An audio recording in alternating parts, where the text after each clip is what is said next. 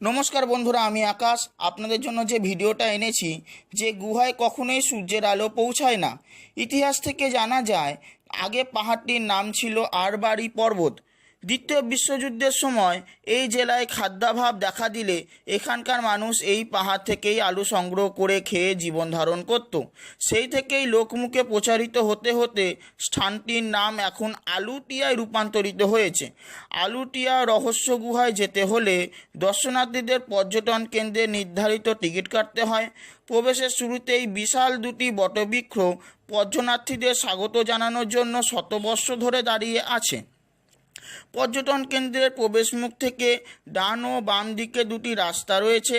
বাম দিকের রাস্তাটি সোজা মূলত রহস্য গুহায় যাওয়া যায়। আপনি চাইলে ডান দিকের রাস্তাটি ধরে কিছুটা এগিয়ে বাড়তি আনন্দ উপভোগ করে নিতে পারেন। পর্যটন কেন্দ্রের মূল গেটের ডান দিকে যে রাস্তাটি রয়েছে সেই রাস্তাটি ধরে কিছুটা পথ এগোলেই সামনে পড়বে চিকন একটি পাহাড়ি পথ। এটি নিচ দিয়ে নেমে গেছে। পথটি ধরে নিচে নামলেই প্রথমে চোখে পড়বে ছোট আকারের একটি ঝর্ণা।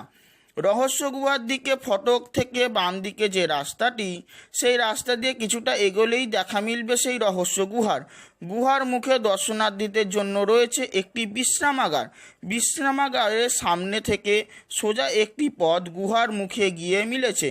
গুহার ভেতর প্রবেশের আগে অবশ্যই দর্শনার্থীদের মশাল সংগ্রহ করে নিতে হবে অথবা মাথায় হেডলাইটওয়ালা ক্যাপ সাথে নিতে হবে, কেননা গুহার ভেতর সূর্যের আলো বিন্দুমাত্রও পৌঁছায় না।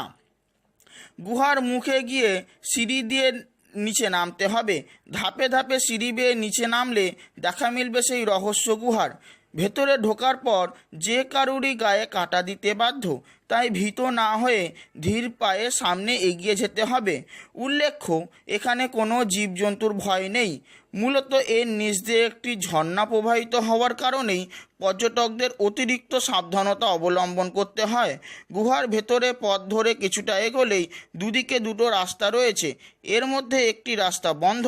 সোজা যেই রাস্তাটি রয়েছে সেই রাস্তা ধরেই এগাতে হবে।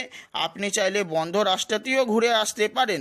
মাঝপথে গুহাটির উচ্চতা স্বাভাবিকের চাইতে কম হওয়ায় পর্যটকদের মাথা নুইয়ে চলতে হয়। গুহাটির মোট দৈর্ঘ্য 350 ফুট।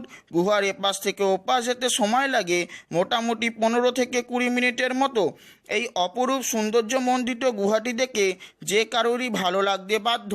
আপনি চাইলে লকডাউনের পর এরকম সুন্দর গুহা ঘুরে আসতে পারেন।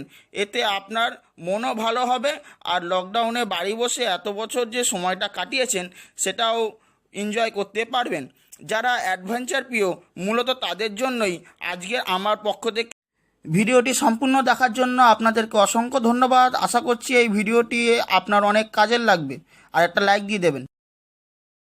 আপনি যদি আমার চ্যানেল নতুন হয়ে থাকেন তাহলে প্লিজ চ্যানেলটাকে সাবস্ক্রাইব করবেন আর বেল আইকনটা ক্লিক করে দেবেন আরও নিত্য নতুন ভিডিও সবার আগে আপডেটেড পাওয়ার জন্য। ধন্যবাদ।